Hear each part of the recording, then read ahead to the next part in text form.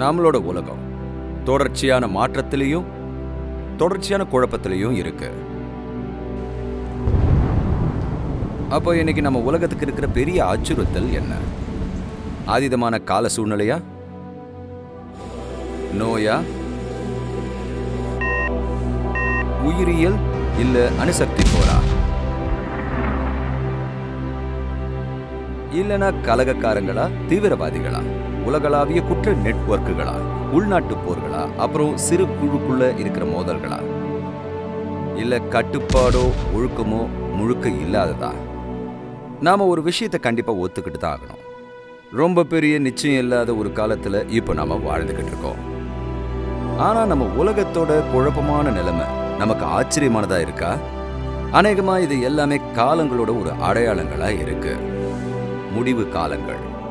பூமி முழுக்க கட்டவிழ்த்து விடப்படுற சம்பவங்களோட ஒப்பிடும் போது இந்த சம்பவங்கள் எல்லாமே லேசான ஒரு நாள் வருது. பைபிள்ல கடைசி புத்தகமான வெளிப்படுத்துதல் புத்தகத்தை நாம பார்த்தோம்னா, யோவானோட தீர்க்க தரிசனம் பூமியில ஒரு 7 வருட காலத்தை வெளிப்படுத்துது. அது உலகம் தோன்றினதுல இருந்து இந்த காலம் வரைக்கும் இருந்ததில்லாத, இனியும் இருக்க போறதும் இல்லாத ஒரு உபத்திரவ நேரத்துக்கு உள்ள கொண்டு போகுது. இருந்தாலும் அக்கிரமத்துக்கும் பாவத்துக்கும் நடுவுல எப்பவுமே ஆவிக்குரிய எழுப்புதல் நடக்கும். விழிப்புணர்வு வரும், அதோட இந்த எழுப்புதலை நம்ப முடியாது. ஒரு விஷயத்தின் மூலமா வர இஸ்ரவேலோட 12 கோத்திரங்கள், அவங்களோட ஊழியம் என்ன? இயேசு கிறிஸ்துவினுடைய சுவிசேஷத்தை பிரசங்கிக்கிறது. அதோட விளைவு என்ன? இஸ்ரவேல் நாட்டில் எழுப்புதலை உண்டாக்குதல். இயேசு கிறிஸ்து பரலோகத்துக்கு போனதுக்கு அப்புறம் அவரோட சீஷர்கள் உலகத்தை தலைகீழா மாத்தினதை நாம பார்த்திருக்கோம். உபத்திரவத்தின் போது கிறிஸ்துவுக்குள்ள ரட்சிப்பை விட்டு பின் சென்றவர்களுக்கு ஆவியால நிரப்பப்பட்ட ஆயிரக்கணக்கான யூதர்கள் சாட்சி சொல்றப்ப ஆத்துமாக்களோட அறுவடைய கற்பனை செஞ்சு பாருங்க.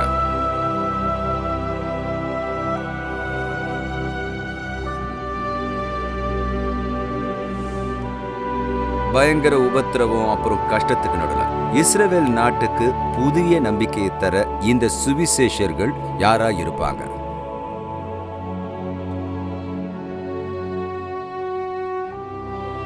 வெளிப்பாட்டோட 1,44,000 பிரதிநிதிகள்.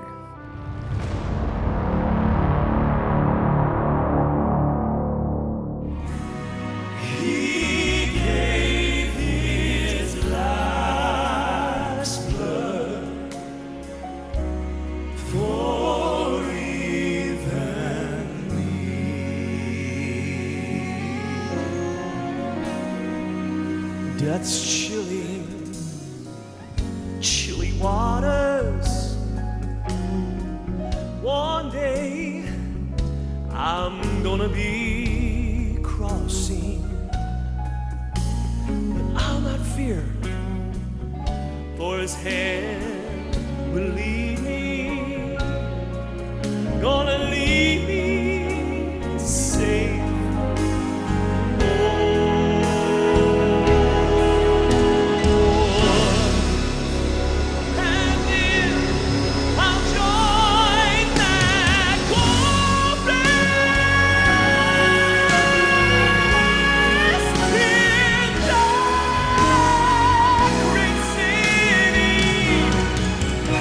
Oh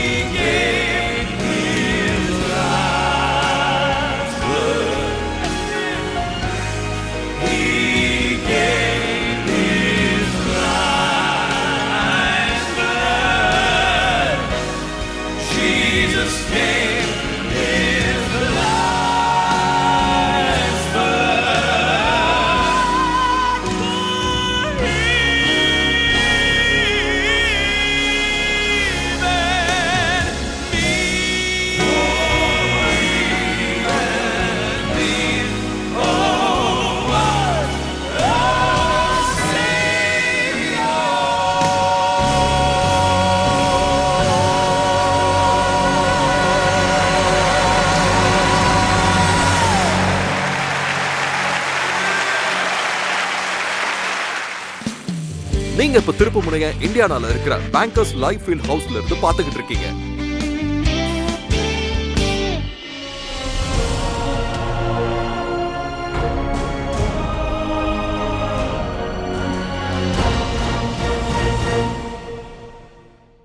நான் எங்கே போனாலும் ஜனங்க ஒரு பதிலை தெரிஞ்சுக்க விரும்புகிறாங்க. இன்றைக்கி நம்ம உலகத்தில் நடந்துக்கிட்டு இருக்கிற சம்பவங்களை பற்றி அவங்க பேசும்போது இந்த மாதிரி அவங்க சொல்கிறாங்க, டாக்டர் ஜெரமையா இது எல்லாம் எங்கே போய்கிட்டு இருக்கு? உண்மையாகவே அது ஒரு நல்ல கேள்வி தான். ஆனால் உங்களுக்கு பைபிள் தெரியும்னா இது எங்கே போய்கிட்டு இருக்குன்னு உங்களுக்கு தெரியும். அது ஒரு நல்ல இடத்துக்கு தான் போகுது. அது வெற்றி என்ற காற்றுல நம்ம கையை உயர்த்தி முடிக்குது. உங்களுக்கு எதிர்காலம் தெரியும்னா நீங்கள் எதிர்காலத்தை பற்றி பயப்பட வேண்டியது இல்லை. நடக்க போகிறத பற்றி நாம் நம்பிக்கையோடு இருக்கிறதுக்காக தேவன் நமக்கு இந்த புத்தகத்தை தந்திருக்காரு. வெளிப்படுத்துதல்ன்ற புத்தகன்றது தேவனுடைய நியாய தீர்ப்போட தேவனோட கிருபையும் நிறைஞ்சிருக்கிற ஒரு புத்தகம். தேவன் இந்த பூமியில நியாய தீர்ப்பு செஞ்சது. நீங்க பார்க்குற ஒவ்வொரு இடமும் அதுக்கு தகுதியானது. தேவன் அவரோட இரக்கத்தையும் அவரோட கிருபையையும் காட்டுற அந்த பிராக்கெட்டை பார்க்கறதுக்கு முன்னால நீங்க ரொம்ப தூரம் பார்க்க தேவையில்லை. எவ்வளோ மோசமான விஷயங்களா இருந்தாலும் தேவன் ஒரு சாட்சி இல்லாம எப்பவுமே விடமாட்டாருன்னு உங்களுக்கு தெரிய வைக்காம நிச்சயமா போக மாட்டாரு. இன்னைக்கு உலகத்துல என்ன நடந்துகிட்டு இருக்குன்னு பாருங்க. அதோட நம்ம கவனமா இல்லைன்னா எல்லா கெட்ட விஷயங்களை பத்தியும் நம்ம பேசுவோம். இந்த உலகத்துல இருளாய் இருக்கிற பல இடங்கள்ல வெளிச்சம் ரொம்பவே பிரகாசமா பிரகாசிக்கிறது உங்களுக்கு தெரியுமா? இருளா இருக்கிற இடத்துல அவரோட கிருபன்ற வெளிச்சம் பிரகாசிக்குது. ஆமீன். அதனால வெளிப்படுத்துதல் புத்தகம் அந்த மாதிரி தான். சர்ச் பரலோகத்துக்கு எடுத்து கொள்ளப்பட்டதுக்கு அப்புறம் உடனே நடக்கிற உபத்திரவ கால நேரத்தில் அந்தி கிறிஸ்து தன்னோட சக்தியை வலுப்படுத்தி இஸ்ரவேலை தோற்கடிக்க அவனால் என்னெல்லாம் செய்ய முடியுமோ அது எல்லாத்தையும் அவன் செய்ய போகிறான். அவனோட சிலையை வணங்க மாட்டேன் மறுக்கிறவங்களை அவன் சித்திரவதை செய்யும் போது இந்த பூமியில் இதுவரைக்கும் நடந்ததை விட ஒரு ரொம்ப பெரிய ஆவிக்குரிய எழுப்புதல் நடக்க போகுது. மேலும் இந்த எழுப்புதல் முத்திரை போடப்பட்ட 1,44,000 யூத சுவிசேஷர்கள் மூலமா இங்க வந்து சேரும். ஒருவேளை நீங்க ஒரு சுவிசேஷ சர்ச்சுக்கு போனீங்கன்னா நீங்க உங்க பாஸ்டர் மூலமாவோ இல்ல வெளியிலிருந்து வந்த ஒரு போதகர் மூலமாவோ இயேசு கிறிஸ்து இந்த பூமிக்கு வரதுக்கு முன்னால ஒரு ரொம்ப பெரிய எழுப்புதல் நடக்கணும், மக்கள் கர்த்தரிடத்துல மறுபடியும் திரும்புவாங்கன்னு நீங்க சொல்றத கேட்டு இருப்பீங்க. இப்ப நம்ம எல்லாரும் அது நடக்கணும்னு விரும்புறோம். ஒருவேளை அது சின்னதா கூட நடக்கலாம். ஆனால் இந்த மாதிரி ஒரு விஷயத்தை எதிர்பார்க்கணும்னு பைபிளில் எந்த ஒரு அறிகுறியும் கிடையாது. உண்மையிலேயே பைபிள் நேரெதிராக இருக்கிறத நமக்கு சொல்லித்தருது. ஆண்டவர் நம்மளை பரலோகத்துக்கு எடுத்துகிட்டு போக திரும்ப வர்றதுக்கு முன்னால் விசுவாசத்திலிருந்து விலகி போகிறது நடக்கும்னு பைபிள் சொல்லுது. இன்னைக்கான மெயின்லைன் சர்ச்சுகளுக்கான புள்ளி விவரங்களை பார்க்கும்போது நாம் அதோட ஆரம்பத்தில் ஒருவேளை இருக்கிறோமோன்னு தோணுது. ஏன்னா சர்ச்சுக்கு போய்கிட்டு இருக்கிற நிறைய பேர், பக்தியாக இருக்கிற ஜனங்க நிறைய பேர் வெளியேற்றப்பட்டும் சபைகள் போராடிக்கிட்டு இருக்காங்க. நம்ம சாண்டியாகோ சிட்டியில் இருக்கிற ரொம்ப பெரிய சர்ச்சான நம்மளோட சர்ச் நாம் எதிர்பார்க்காத ஒரு புது ஊழியத்தை இப்போ தான் தொடங்கி இருக்கு. சின்ன சின்ன சர்ச்சுகள் தங்களோட சர்ச்சுகளை நம்மக்கிட்ட தராங்க. இப்போ நமக்கு 3 இருக்கு. இப்போ சமீபத்தில் பல வருஷங்களாக டவுன் டவுன் சாண்டியாகோவில் இருந்த ஒரு சர்ச்சை நமக்கு தந்திருக்காங்க. 5 பேர் சர்ச்சுக்கு போய்கிட்டு இருந்தாங்க. அந்த பில்டிங் அப்பார்ட்மெண்ட் கட்டுற ஒருத்தர்கிட்ட இருக்கிறதா இருந்துச்சு. அந்த 5 பேர் அதை முக்கியமானதாக நினைச்சாங்க. அதனால அவங்க நம்மக்கிட்ட பில்டிங்கை தந்தாங்க. நம்ம மக்கள் 50 பேர் அங்கே அனுப்பணும். இப்போ அவங்க சர்ச்சில் ஷேடோ மவுண்டன்லேருந்து பெரிய வீடியோ ஸ்க்ரீனில் அவங்களோட சர்ச்சில் ஆராதனைகளை பார்க்குறாங்க. அதோட போன வாரம் அவங்களோட சர்ச்சில் 130 பேர் வந்து இருந்தாங்க. நாம் செய்கிறதுக்கு முன்னே சாண்டியாகோ முழுக்க சின்ன சின்ன ஷேடோ மவுண்டன் சர்ச்சுகளை தொடங்க போகிறோம். உண்மையாகவே பின்வாங்குதல் இருக்கான்னு அப்போ நீங்கள் கேட்கலாம். டவுன் டவுனில் இருந்த சின்ன சர்ச் அது நம்ம சர்ச் ஆகிறதுக்கு முன்னாடி நான் அதை பார்த்துருக்க மாட்டேன். ஒரு நாள் அவங்க தந்த சர்ச்சை போய் பார்த்தா நல்லா இருக்கும்னு நினச்சேன். அவங்க என்னை கூட்டிகிட்டு போனாங்க. பொது விசுவாசிகளுக்கு ஞானஸ்நானம் கொடுக்குற ஞானஸ்நான தொட்டிக்கிட்ட வந்தப்போ அவர் என்கிட்ட என்ன சொன்னார்னு தெரியுமா? 1957 ஒருத்தர் இந்த ஞானஸ்நான தொட்டியை பயன்படுத்தலைன்னு சொன்னார். அதுதான் விசுவாசத்திலிருந்து பின்வாங்கிறதுக்கான ஒரு தகுதின்னு நான் சொல்லுவேன். அதான் இன்னைக்கு உலகத்தில் நடந்துக்கிட்டு இருக்கு. இன்னைக்கு உலகத்தில் என்ன நடக்குதுன்னு நம்பிக்கையோட பார்க்கறதுக்காக நமக்கு ஊக்கம் தர மாதிரி தேவன் எழுப்பின சில பிரகாசிக்கிற விளக்குகளை தவிர சபை எடுத்துக்கொள்ளப்பட்டதுக்கு அப்புறம் உபத்திரவத்தோட நேரத்தில் பூமியில் எப்பவும் நடக்கிற மிகப்பெரிய மறுமலர்ச்சியை நாம பெறப்போறோம்னு பைபிள் சொல்லுது. மேலும் இது எல்லாமே 1,44,000 சாட்சிகள்னு சொல்லப்படுற ஆண்களோட இந்த குழுவால தான் வரப்போகுது. இந்த கதையை நான் எழுதலை. இது ரொம்பவே அருமையாக இருக்கும்னு எனக்கு தெரியும். இருந்தாலும் இது பைபிள்லேருந்து வருதுன்னு நீங்கள் தெரிஞ்சுக்க விரும்புகிறேன். அதனால் இந்த வசனங்களை நான் உங்களுக்கு ஸ்க்ரீனில் போட போகிறேன். அப்புறம் இந்த சின்ன ப்ரெசன்டேஷனை வேகமாக சொல்ல போகிறேன். எதிர்காலத்துக்கான தேவனோட திட்டம் ரொம்பவும் நம்பிக்கைக்குரிய அப்புறம் உற்சாகம் அளிக்கக்கூடிய பைபிள் வசனங்களில் பதிக்கப்பட்டு பொறிக்கப்பட்டிருக்குங்கிறத நீங்கள் தெரிஞ்சுக்க விரும்புகிறேன். உபத்திரவ காலத்தில் என்ன நடக்க போகுதுங்கிறது எனக்கு தெரியுமா? எல்லாமே தெரியாது. ஆனால் எனக்கு தெரிஞ்ச ஒரு விஷயம் இருக்குது. அது ஒரு ரொம்ப பெரிய விசுவாசம், எழுப்புதல் இருக்க போகுது. வெளிப்படுத்துதல் 7 அப்புறம் 14 12 இஸ்ரவேல் கோத்திரங்கள்ல இருந்து தேர்ந்தெடுக்கப்பட்ட 1,44,000 சாட்சிகள் இருப்பாங்கன்னு பைபிள் நமக்கு சொல்லுது. வெளிப்படுத்துதல் 7:4 முத்திரை போடப்பட்டவர்களின் தொகையை சொல்ல கேட்டேன். இஸ்ரவேல் புத்திரருடைய சகல கோத்திரங்களிலும் முத்திரை போடப்பட்டவர்கள் 1,44,000 பேர். இப்போ இந்த சாட்சிகள் யாருங்கிற இந்த விஷயம் நம்மளை ஆச்சரியப்பட விடல. இவங்க யாரா இருப்பாங்கன்னு மக்களுக்கு இருக்கிற சில அருமையான யோசனைகளை நான் கேட்டிருக்கேன். ஆனா நீங்க வெளிப்படுத்துதல் புத்தகத்தை பார்த்தீங்கன்னா இஸ்ரவேலோட எல்லா கோத்திரமும் லிஸ்ட்ல இருக்கு. அதுக்கப்புறம் இந்த கோத்திரத்துல இருந்து 12,000 பேருன்னு அது சொல்லுது. அதுக்கப்புறம் எல்லா 12 கோத்திரங்கள்ல இருந்தும் இந்த கோத்திரத்தில் 12,000 பேர்னு அது லிஸ்ட் போடுது. அந்த பழைய சரித்திர யூத கோத்திரங்கள்ல இருந்து 12,000 பேர் தேர்ந்தெடுக்கப்படுவாங்க. மேலும் இந்த எழுப்புதல்ல அவங்க தேவனால அற்புதமான முறையில் பயன்படுத்தப்படுவாங்கன்னு பைபிள் சொல்லுது. இங்கே பைபிள் வசனம் முழுக்க 12ஆம் நம்பர் இஸ்ரவேல் தேசத்தோட தொடர்ந்து இணைஞ்சிருக்கு. யூத பிரதான ஆசாரியன் 12 விலை உயர்ந்த ரத்தினங்கள் பதிச்சிருக்கிற மார்பதக்கத்தை போட்டிருந்தாரு. ஆலயத்தில் இருந்த சமூகத்தப்ப மேஜையில் 12 பரிசுத்த அப்பங்கள் இருந்துச்சு. எருசலேம் நகரத்தில் 12 வாயில்கள் இருக்கு. மேலும் ஒரு நாள் 12 அப்போஸ்தலர்களும் இஸ்ரவேலின் 12 கோத்திரங்களையும் நியாயம் தீர்க்கிறவர்களாக 12 சிங்காசனங்களின் மேல் வீற்றிருப்பார்கள் என்று மத்தேயு 19:28 நமக்கு சொல்லுது. இது இஸ்ரவேலுக்கு ஒரு சிறந்த நம்பர். அவங்க 12 கோத்திரங்கள்லேருந்து தேர்ந்தெடுக்கப்பட்டாங்க. மேலும் இந்த சாட்சிகளுக்கு அவங்களோட நெத்தியில் முத்திரை போடப்படும்னு பைபிள் சொல்லுது. நான் இதை புரிய வைக்கிறதுக்கு முயற்சி செஞ்சேன், ஆனால் யாரும் புரிஞ்சுக்கல. ஆனால் இப்போ எல்லாருக்கும் டேட்டூ இருக்குது, அதனால் ஜனங்க இதை புரிஞ்சுக்கிறதுக்கு ஈஸியாக இருக்கும். உண்மையிலேயே என்னோட கேள்வி என்னென்னா, அந்த நேரத்தில் மனுஷனோட உடம்புல முத்திரை போடுறதுக்கு ஏதாவது இடம் இருக்குமா? நான் சும்மா ஜோக் தான் பண்ணுறேன். உண்மையாகவே 1,44,000 சாட்சிகளுக்கும் அவங்களோட நெத்தியில் ஒரு குறிப்பிட்ட அடையாளம் இருக்குன்னு பைபிள் சொல்லுது. 2வது அப்புறம் 3வது வசனத்தில் அது சொல்லுது, ஜீவனுள்ள தேவனுடைய முத்திரை கோலையுடைய வேறொரு தூதன் சூரியன் உதிக்கும் திசையிலிருந்து ஏறி வர கண்டேன். அவன் பூமியையும் சமுதிரத்தையும் சேதப்படுத்துகிறதற்கு அதிகாரம் பெற்ற அந்த 4 தூதரையும் நோக்கி, நாம் நமது தேவனுடைய ஊழியக்காரரின் நெற்றிகளில் முத்திரை போட்டு தீருமளவும் பூமியையும் சமுதிரத்தையும் மரங்களையும் சேதப்படுத்தாதீர்கள் என்று மகா சத்தமிட்டு கூப்பிட்டான். மேலும் வெளிப்படுத்துதல் 7 அந்த முத்திரை என்ன சொல்கிறது என்று நமக்கு சொல்லவில்லை. ஆனால் 14வது அதிகாரம் 1 வசனத்தில் நாம் இந்த வார்த்தைகளை வாசிக்கிறோம். அவருடைய பிதாவின் நாமம் தங்கள் நெற்றிகளில் எழுதப்பட்டிருந்த. எனவே அதோனாய் அல்லது பிதாவினுடைய நாமம் அவர்களுடைய நெற்றியில் இருக்கலாம். அந்த நேரத்தில் விசேஷமான சாட்சிகளாக இருக்கிற எல்லோருடைய நெற்றியிலும் முத்திரை போடப்படும். அதோட ஜீவன் இருக்கிற தேவனுடைய அந்த முத்திரை அவங்க உடம்புல வெளியில் ஏதோ ஒரு அடையாளமாக மட்டும் இல்லாமல் அந்த மனுஷங்களுக்கு இருக்கிற பரிசுத்த ஆவியானவருடைய பிரசனம் இருக்கிறத ஞாபகப்படுத்துறதா இருக்கும். அவங்களுக்கு சத்தியத்தை சொல்றதுக்கு வியக்கத்தக்க வகையில் ஒரு பலன் இருக்கும். மேலும் பைபிள் யோவேல் 2 அதற்கு பின்பு, நான் மாம்சமான யாவர் மேலும் என் ஆவியை ஊற்றுவேன், அப்பொழுது உங்கள் குமாரரும் உங்கள் குமாரத்திகளும் தீர்க்க தரிசனம் சொல்லுவார்கள், உங்கள் மூப்பர் சொப்பனங்களையும் உங்கள் வாலிபர் தரிசனங்களையும் காண்பார்கள், ஊழியக்காரர் மேலும் ஊழியக்காரிகள் மேலும் அந்நாட்களிலே என் ஆவியை ஊற்றுவேன்னு சொல்லுது. இந்த சாட்சிகள் இஸ்ரவேலுடைய 12 கோத்திரங்கள்லேருந்து தேர்ந்தெடுக்கப்பட்டவங்க. அவங்களோட நெத்தியில் முத்திரை போடப்பட்டவங்க ஜீவனுள்ள தேவனுடைய ஊழியக்காரங்களாக இருப்பாங்க. மேலும் அவங்க தேவனுக்காக பிரித்தெடுக்கப்பட்டவங்களாக இருப்பாங்கன்னு பைபிள் சொல்லுது. அதோட அர்த்தம், கர்த்தர்கிட்ட இருந்து அவங்களுக்கு ஒரு விசேஷமான அழைப்பு இருக்கும். வெளிப்படுத்துதல் 14:4 சொல்லுது, ஸ்திரீகளால் தங்களை கரைப்படுத்தாதவர்கள் இவர்களே, கற்புள்ளவர்கள் இவர்களே. நிறைய பேர் இதை ஆவிக்குரியதாக்க முயற்சி செஞ்சாங்க, ஆவிக்குரிய விபச்சாரம் பண்ணாதவங்கன்னு பேசுகிறாங்க. ஆனால் இது வசனத்தை அதிகமாக படிக்கிற விதத்தில் இருக்குது. இந்த மனிதர்கள் பூமி முழுக்க சுற்றி சுவிசேஷத்தை பிரசங்கிக்கிற திருமணம் செய்யாதவங்களாக இருப்பாங்கன்னு நான் நம்புகிறேன். மேலும் வெளிப்படையாக உபத்திரவத்தில் என்ன நடக்குன்னு உங்களுக்கு தெரியும் போது இவங்களுக்கு குடும்பத்திற்கான நேரம் இருக்காது. அவங்க பயணத்திலையும் ஊழியத்திலையும் இருப்பாங்க. மேலும் அது ஒரு முழு நேர வேலையாக இருக்கும். உபத்திரவ காலத்தோட அழுத்தங்களை நம்ம புரிஞ்சுக்கும் போது இந்த பிரசங்கியாளர்களுக்கு ஒரு திருமண வாழ்க்கை எவ்வளோ கஷ்டமாக இருக்குன்னு புரிஞ்சுக்க ஈஸியாக இருக்கும். மேலும் அவங்க தங்களோட விசுவாசத்தில் உறுதியாக இருப்பாங்கன்னு பைபிள் சொல்லுது. வெளிப்படுத்துதல் 14 சொல்லுது, ஆட்டுக்குட்டியானவரை பின்பற்றுகிறவர்கள் இவர்களே, இவர்களுடைய வாயிலே கபடம் காணப்படவில்லை, இவர்கள் தேவனுடைய சிங்காசனத்திற்கு முன்பாக மாசில்லாதவர்களாய் இருக்கிறார்கள், நீதிமான் செய்யும் ஊக்கமான வேண்டுதல் மிகவும் பலனுள்ளதாய் இருக்கிறதுன்னு பைபிள் நமக்கு சொல்லுது. வேற வார்த்தையில் சொல்லணும்னா அது நிறைய விஷயங்களை செஞ்சு முடிக்கிது. இந்த மனிதர்கள் உண்மை உள்ளவங்களாக இருப்பாங்க, அவங்க நீதிமானாக இருப்பாங்க. இன்னைக்கு நம்மளோட இந்த உலகத்தில் ரொம்ப குறைவாக பார்க்குற வைராகியத்தோட அவங்க பிரசங்கம் பண்ணுவாங்க.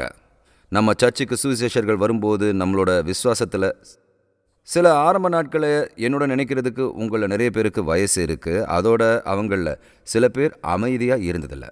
அவங்க ஒரு வைராகியத்தோடையும் உற்சாகத்தோடையும் வந்தாங்க. நான் ஒரு சிறுவனா ஆசைப்பட்டேன். என்னோட தந்தை ஒரு பிரசங்கியாளர். நான் போய் முன் வரிசையில் உட்காந்து இவங்கள பாப்பா. அவங்கள சிலர் தங்களோட செய்திகளை விளக்க பிரசங்க பீடத்தில் ஆதாரங்களை எடுத்துகிட்டு வருவாங்க. மேலும் அவங்கள சில பேர் என்ன உண்மையாகவே பயமுறுத்தினாங்க. பிரசங்க மேடை ஒரு சின்ன வெள்ளை நிற வேலியால் சூழப்பட்டு ஒரு பழமையான ரொம்பவும் பாரம்பரியமான சர்ச்சில் நடந்து ஒரு சுவிசேஷ கூட்டத்துக்கு போன ஒரு சிறுவனை பற்றி கேட்ட கதை எனக்கு ஞாபகம் இருக்குது. அது மேலே இருந்துச்சு. இந்த சிறுவன் அந்த பிரசங்கத்தில் கண்ட்ரோல் இல்லாமல் இருக்கிறத பார்த்தான். அப்போ அந்த சிறுவன் அம்மா கிட்ட திரும்பி, அம்மா அவர் அங்கேருந்து வெளியே போயிட்டாருன்னா நம்ம என்ன செய்ய போறோம்னு கேட்டான். நான் வளர்ந்த விதம் இப்படி தான் இருந்துச்சு. இந்த பிரசங்கியாளர்கள் நிறைய பேர் ரொம்ப உற்சாகமானவங்களா இருந்தாங்க.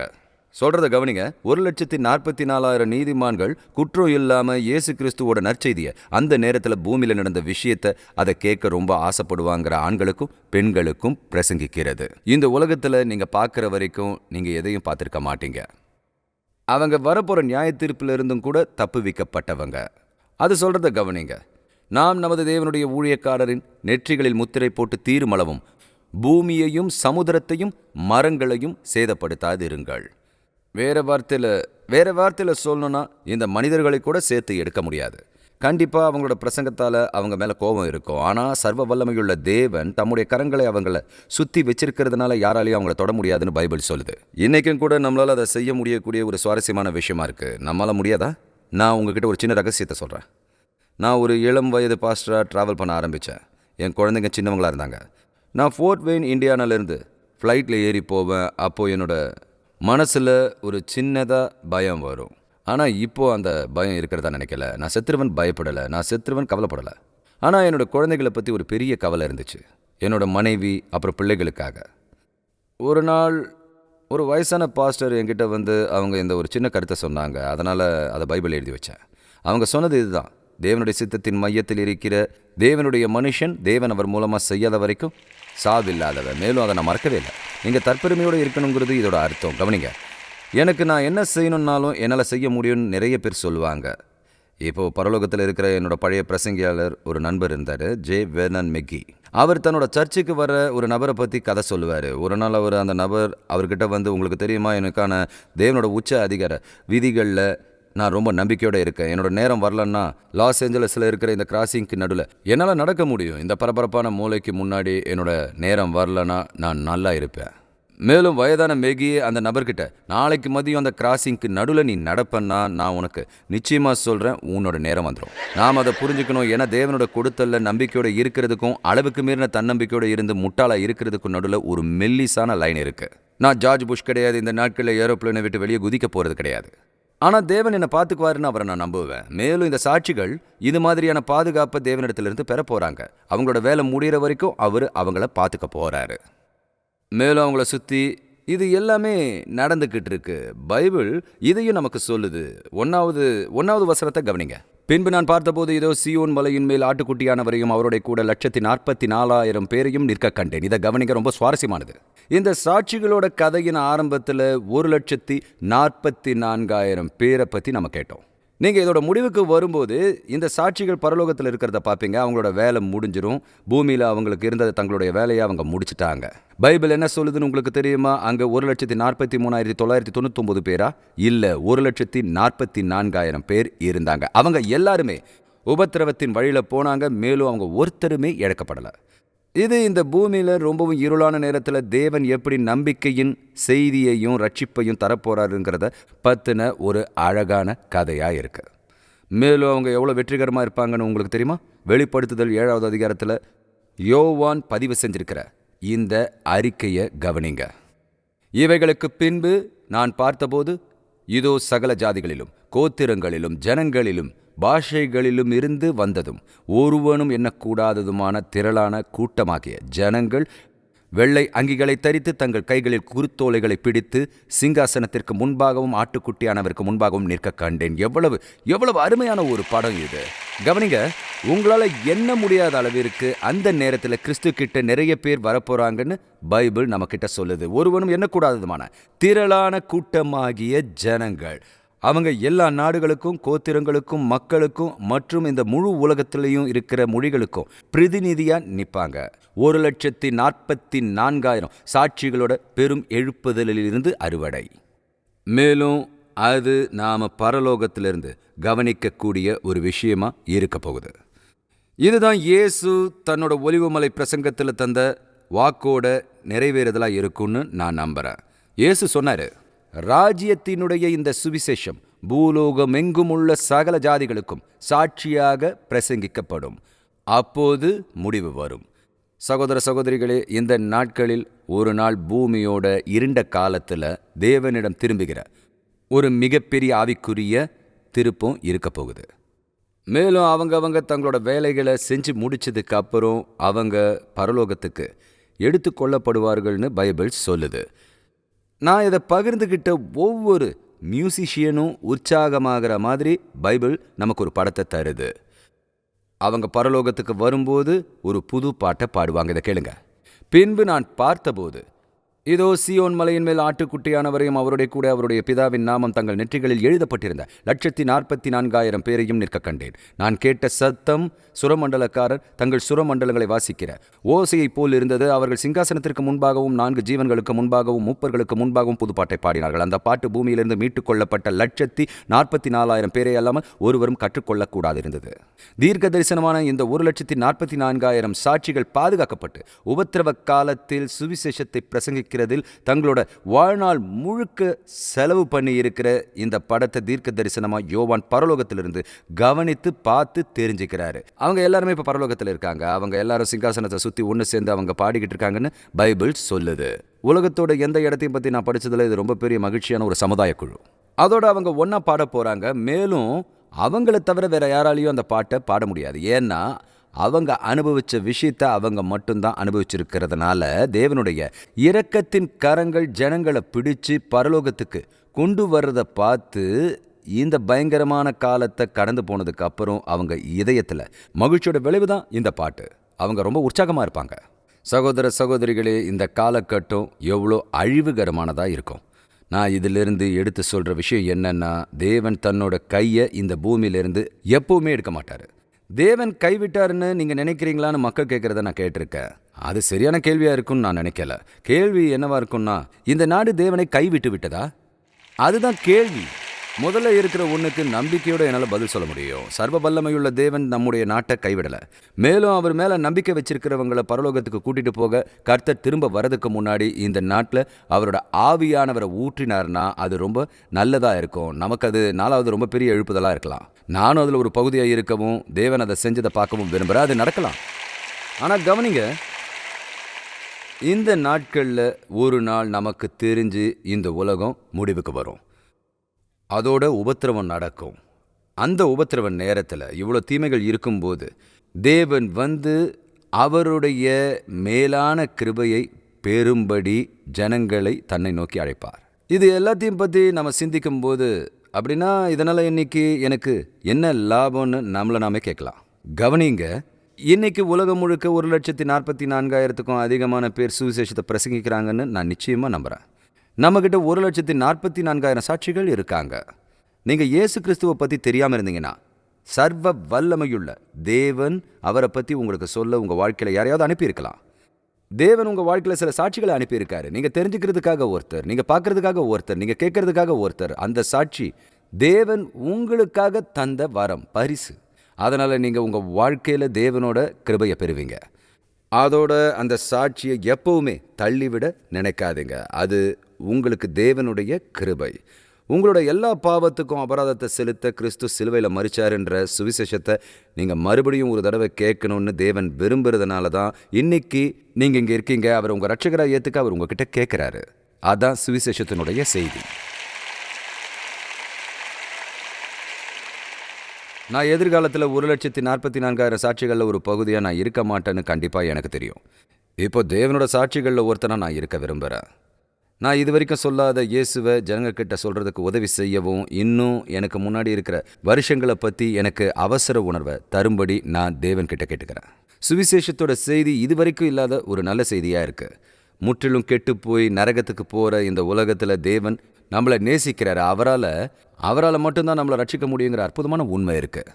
இந்த உலகத்தோட மன அழுத்தத்துக்கு நடுலையும் கூட நாம் ஒரு நல்ல கிறிஸ்துவை கௌரவப்படுத்துகிற பயனுள்ள வாழ்க்கையை வாழ முடியும். அது நம்ம மனசுக்கு மகிழ்ச்சியும் அவரோட பெயருக்கு மகிமையும் கொண்டு வரும். அதனால் இப்போ நான் உங்ககிட்ட ஒரு கேள்வி கேட்குறேன். நீங்கள் ஒரு கிறிஸ்துவரா உங்ககிட்ட இப்போ நான் பகிர்ந்துக்கிட்ட சுவிசேஷத்தோட சாட்சியை இன்னைக்கு இல்லை ஒருவேளை இதுக்கு முன்னாடியே நீங்கள் பெற்றிருக்கீங்களா? நீங்கள் இன்னைக்கு இறந்து போய் தேவனுக்கு முன்னாடி நின்னா அவர் உங்கள் கண்களை பார்த்து நான் ஏன் உன்னை பரலோகத்துக்குள்ளே அனுமதிக்கணும்னு உங்ககிட்ட கேட்டா நீங்கள் என்ன சொல்வீங்க? நான் ஒரு நல்ல மனுஷனாக இருந்தேன்ற முட்டாள்தனமான எந்த ஒரு பதிலையும் சொல்லாதீங்க. அது ஒரு விஷயமே இல்லை. ஏன்னா நீங்கள் நல்லவருங்கிறதுனால பரலோகத்துக்கு வரல. அப்படி இருந்துச்சுன்னா நம்ம யாருமே நல்லவங்களா இருக்க முடியாது. எல்லாருமே எழுதிக்க வேண்டிய சில செய்திகள் இங்கே இருக்கு. சர்வ வல்லமையுள்ள தேவன் உங்கள் மதிப்பெண்களை மற்றவங்களோட ஒப்பிட்டு போட மாட்டார். அவர் உங்கள் தரத்தோட அடிப்படையில் தான் போடுவார். டெஸ்ட்டில் நீங்கள் 100% எடுக்கணும், இல்லைனா உங்களால் உள்ளே போக முடியாது. யாராலையும் அதை செய்ய முடியாதுன்னு சொல்லுவீங்க. உங்களுக்கு இது கிடைச்சிருச்சு. அதனால தான் இயேசு வந்து சிலுவையில் மரித்தார். அவர் நம்ம எல்லாருடைய சோதனையும் எடுத்துக்கிட்டாரு இல்லையா? அவர் நம்ம எல்லாருடைய சோதனையும் எடுத்துக்கிட்டாரு. நண்பர்களே, இன்னைக்கு அவர் சிலுவையில் செஞ்சது நம்ம எல்லாரையும் மன்னிக்கிறதுக்காக தான். உங்களை பரலோகத்தோட ஒரே நம்பிக்கையை ஏற்றுக்கிட்டு உங்களை மன்னிக்கும்படி இயேசு கிறிஸ்து கிட்ட கேளுங்க. அவர் மன்னிப்பார். அவர் வரலாற்றில் யாரையும் எப்பவும் திருப்பி அனுப்புனதே கிடையாது. மேலும் நீங்கள் முதல்ல இருந்த நபராக இருக்க மாட்டீங்க. என்ன செஞ்சிருந்தாலும் சரி, இல்லை இன்னைக்கு தேவனை விட்டு ரொம்ப தூரமாக இருக்கிறதா நீங்கள் நினைச்சாலும் கூட தேவன் உங்களை நேசிக்கிறாரு. அப்புறம் கிறிஸ்து உங்களுக்காக தான் மரிச்சாருன்னு உங்களுக்கு சொல்றதுக்காக தான் நான் இங்கே இருக்கேன். உங்கள் இதயத்தை திறக்கும் போது அவர் வந்து உங்கள் இதயத்தோட சிம்மாசன அறையில் அவரோட சிங்காசனத்தை அமைச்சு உங்கள் வாழ்நாள் முழுக்க உங்களுக்கு வழிகாட்டுதலையும் பாதையும் தருவார். நீங்கள் எடுக்கிற ரொம்ப முக்கியமான முடிவு எது தெரியுமா? இயேசு கிறிஸ்துவை உங்கள் ரட்சகராகவும் ஆண்டவராகவும் ஏற்றுக்கிறது தான். திருப்புமுனை நிகழ்ச்சியில் இன்னைக்கு செய்தியை பார்த்ததுக்கு நன்றி. தேவனோட வார்த்தை உங்களை உத்வேகப்படுத்தி இருக்கணும். மேலும் அன்பான தேவனோட உறவு வச்சிருக்கிறதோட அர்த்தத்தை நீங்கள் நிறைவே தெரிஞ்சுக்கிட்டு இருப்பீங்கன்னு நான் நம்புகிறேன். ஒருவேளை அவர் கூட உங்களுக்கு தனிப்பட்ட உறவு இல்லை, ஆனால் நீங்கள் ஆரம்பிக்க விரும்பினா இன்னைக்கே அதை நீங்கள் செய்யலாம். நீங்கள் செய்ய வேண்டியதெல்லாம் தேவனுடைய இலவச பரிசான ரட்சிப்பை பெற்று உங்கள் பாவத்துக்காக மனம் திரும்பி இயேசு கிறிஸ்து உங்கள் ஆண்டவராகவும் ரட்சகராகவும் மாறணும்னு கேளுங்க. இன்னைக்கு இந்த நம்பிக்கைப்படியே நீங்கள் எடுப்பீங்கன்னா நீங்க உங்களோட முடிவை உண்மையான ஊழியம் இல்ல பக்கத்தில் இருக்கிற சர்ச்சில் இருக்கிற கிறிஸ்துவர்கள் கிட்ட இதை பகிர்ந்துக்கலாம். நீங்க பெற்றுக்கொண்ட புது விசுவாசத்துல வளரவும் உங்களை உற்சாகப்படுத்துற தேவனோட நடக்கிற இந்த நடைய தேவன் ஆசீர்வதிப்பாராக. திருப்புமுனையோட அடுத்த நிகழ்ச்சியில் உங்களை சந்திக்கிறேன்.